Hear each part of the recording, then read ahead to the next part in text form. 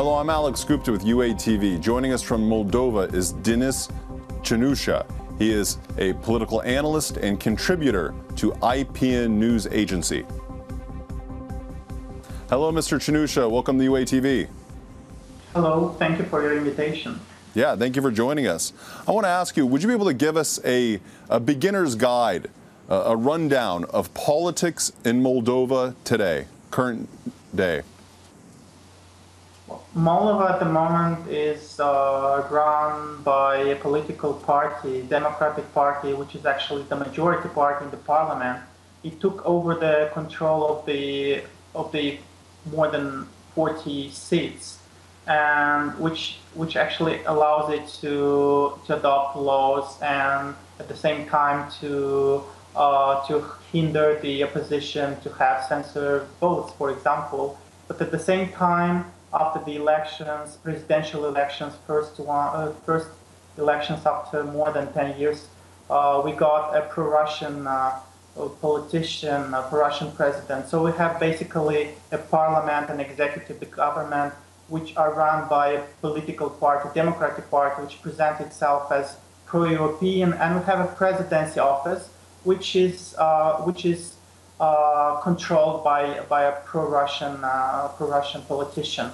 So basically, we are in a situation when different voices from different state institutions promote different political external agendas. So who is the name of the president who was elected, the pro-Russian president? What is his name? Well, the president is Igor Dodon. He is the leader of the Socialist Party, the former leader of the Socialist Party.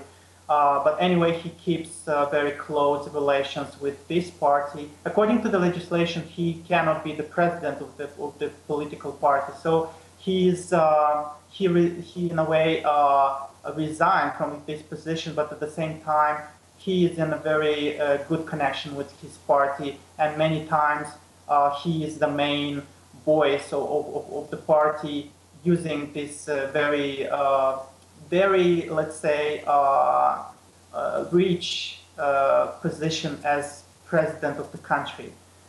Because Moldovans, according to almost all polls, they always were looking for a strong president, and their feelings were always that this position, this institution can solve all the problems that Moldova has. You wrote that the president, Igor Dodon, he used a populist sentiment. He used scapegoats in Europe and the West, blaming them for the country's problems. Is this correct? Yes, it's correct. He continues to do that. Recently, he was reiterating that actually all decisions that the government is taking regarding the expelling of the Russian diplomats, or introducing a legislation that will limit the access of Russian media, or in general all propagandistic media, but obviously it was about the Russian media.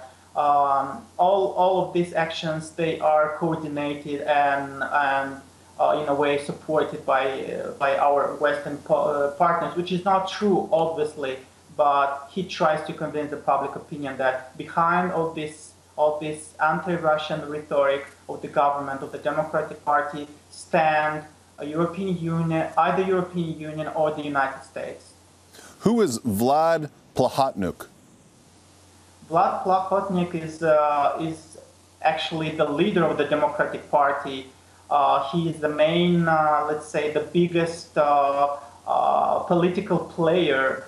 He's an oligarch. He has very strong connections with the economic elite of the country. So actually, due to his influence and due to his power, Democratic Party grew to such a level that now they control the parliament. Also, due to this political player, his opponent, former Prime Minister Vlad Filat, is right now in jail. And well, a lot of things which happen in politics is actually sometimes considered to be part of a strategy that Plahotniuc and Democratic Party have regarding their position and their calculus in Moldovan political landscape. So right now, the Democratic Party controls the parliament, but the Socialist Party, which is more pro-Russian, is in the presidency, in the executive. Yes, exactly. But well, the president, Igor Dodon, which is informally is also the leader of the Socialist Party. He has obviously his allies in the parliament. Is the Party of Socialists. They are in their position, but this opposition sometimes has actions which coincide with the interest of the Democratic Party. As an example, I can bring the initiative to change the electoral system from a proportional voting to a mixed one, which is considered again to be a tool for the Democratic Party to survive, politically speaking, and to ensure a good position in the future parliament that we will have after 2018 elections. So this initiative is somehow proposed by the Socialist Party, but is convenient to Democratic Party. A similar initiative was proposed in the same day, and it was on uninominal voting. So basically, socialists helped the Democratic Party to come up with such an initiative that will be important for both parties, but more for the Democratic Party. So this is one of the cases when actually Democrats are seen as allies of socialists and vice versa. So that is why sometimes we have voices among political commentators that maybe we witness a nice collaboration between the president and the majoritarian party in the parliament, the Democratic Party. But again, this is just a supposition. We can see that they have a lot of contradictions when we speak about the external orientation of the country. So obviously, Igor Dodon is promoting Russia's agenda, and the Democratic Party insists that it implements the European agenda of reforms. Weren't former politicians, I believe former presidents, removed from office for looting the country of over $1 billion? This is a very difficult case. Obviously, the fraud in the banking sector is still under investigation. We have about 11 cases which are investigated by the prosecutor office and other institutions. We have now the let's say partial understanding how it happened. The Democratic Party promised and committed to continue these investigations and to try to get back funds as much as possible from those frauds. But again, we speak about schemes which were used during many years, and we speak about high-level politicians, including those who knew what is going on, but didn't take proper measures to stop it. At the same time, we have the national bank and the former governor who, again, they knew what is going on, but they didn't react. So we have a lot of questions, and the company which is dealing with the investigations should finish the second report, which will bring which will shed more light on this case. Again, the Democratic Party tries to convince its partners, and one of the condition of the IMF to start to actually initiate a memorandum of understanding and open the the loans for Moldova was to have a clear understanding of this specific case of frauds in banking sector, and that the regulations are improved, that the investigation is going on, that the perpetrators are punished, and so on. So this is one of the conditions which was some way underlined by the IMF and at the same time by the European Union, because otherwise we would not have the access to European funds and European assistance, for example. Okay, I only have time for one more question, but I want to kind of break it into two parts. It is, what do you see the future of Moldovan politics? Is it going to go more to the east, to Russia, or is it going to go more towards the west, to EU? And also I saw a latest poll that not overwhelming, but a lot of people voted, they want to join the Eurasian Economic Union rather than the EU. Does this, is this disenfranchisement? Is this impatience with what's going on in civil society in Moldova? Yes, we have a high level of disapproval from people about politicians who call themselves pro-European, but they didn't deliver, or what they delivered was not sustainable.